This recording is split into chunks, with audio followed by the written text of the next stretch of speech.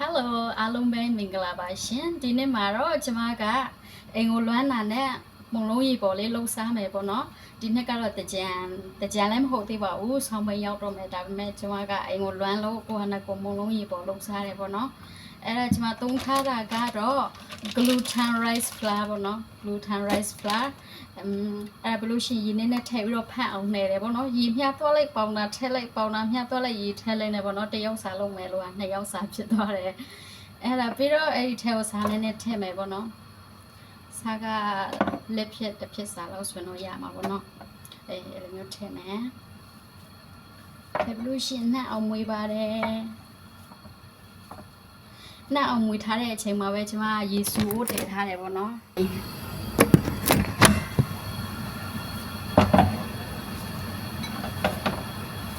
အဲ့ဒါပြီးတော့ပြောမှာဆိုလို့လောက်စလုံးလုံးတလို့ပေါ့နော်လောက်စလုံးလုံးမယ်အဲ့ဒါပြီးတော့ဒီလိုလေးဖြစ်ထည့်မယ်ကျန်တကာ main plant sugar အဲ့ဒါတွေကိုချမ်းပြီးတော့လုပ်ထားတယ်ပေါ့နော်အဲ့ဒါထည့်မယ်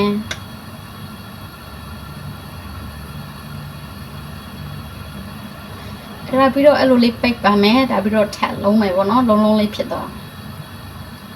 အလုံးလေးတွေလုံးပါမယ်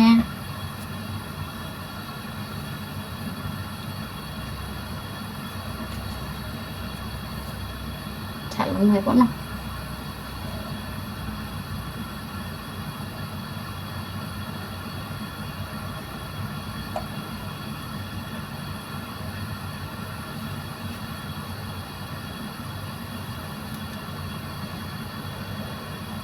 အလုံးလေးပါရှင်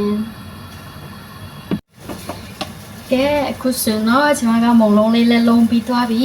ရင်နွေးလည်းဆူနေပြီဆိုတော့အကြလို့ရှိရင်ရင်နွေးဦးထဲကိုပြစ်ထည့်လိုက်မယ်ပေါ့နော်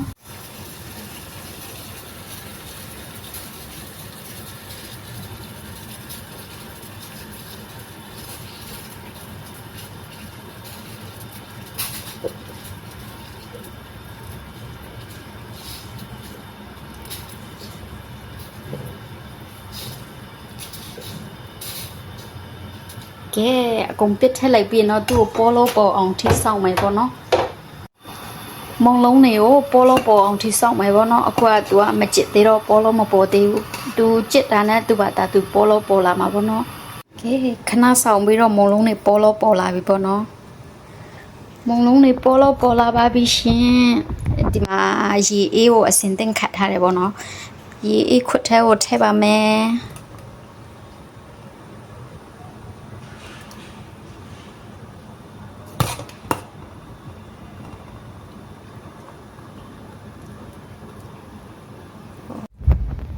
ရေခွတ်ထဲကိုအကုန်ထည့်လိုက်ပြီပေါ့နော်အဲ့ဒါဆိုတော့အဲ့ဒါပြီးတော့အုံဆန်ထည့်မယ်ပေါ့နော်မုံလုံးရေပေါ်စားရပါတော့မယ်တစ်လုံးနှလုံးသုံးလုံးလေးလုံးငါးလုံး6လုံး9လုံး10လုံးကျွန်တော်ကတော့10လုံးစားနေပေါ့နော်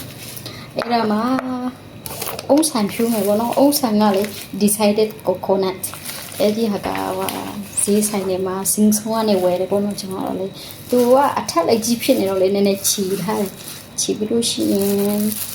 မုံလုံးရေပုံမှာဖြူမယ်ပန်းပွက်နေနဲ့တောင်တူတယ်လာတယ်နော်စားလို့ရပါပြီရှင်စားကြပါဦးရှင်